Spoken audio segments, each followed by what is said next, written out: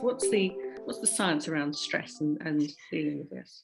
Well, it's really interesting what you say about the capacity that we have in our downtime, if you like, and what we can take on, because I think it speaks to what one of the big impacts of stress is, which is, of course, exhaustion that so many of us will feel.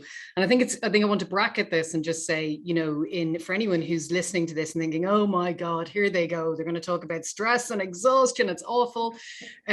Just bear with us a little bit, because I think there's two things at play. There's one thing which is to ruminate on how awful the world is, which lots of people can find themselves in that circumstance. And when we find ourselves in that place, we need to take some actions and get some support to help ourselves out of that place.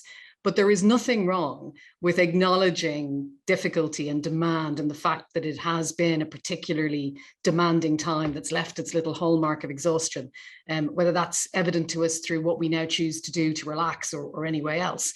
In terms of the science, there's a lot of it, but the thing that I've most recently been drawn to is some of the work that's synthesizing a lot of the scientific research around stress.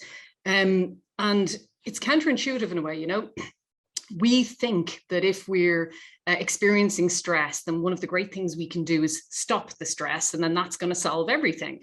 And there's a way in which there's a lot of truth in that, to the extent that if we stop the source of stress, no new stress comes into the system, if you like. We're not experiencing additional stress.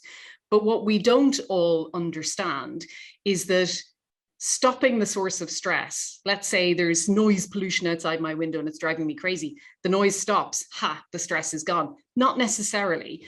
The stress, as the research now lets us understand to a much greater degree, stress is embodied, and it sits within our system until we can, if you like, close the cycle and release the stress. And this might sound a bit woolly to some people, but it's actually incredibly important for us to understand in order to help ourselves stay well. So if the stress is in the system, if you think about it like when you get an air bubble in a radiator, you can't just kind of keep running the boiler and the air comes out. That's not how it happens. You have to actually drain the system down to get the air out. And stress is quite similar. The stress that's embodied inside us impacts our immune system, our cardiovascular system, our musculoskeletal system. There's a variety of impacts that are affecting our health in many different ways.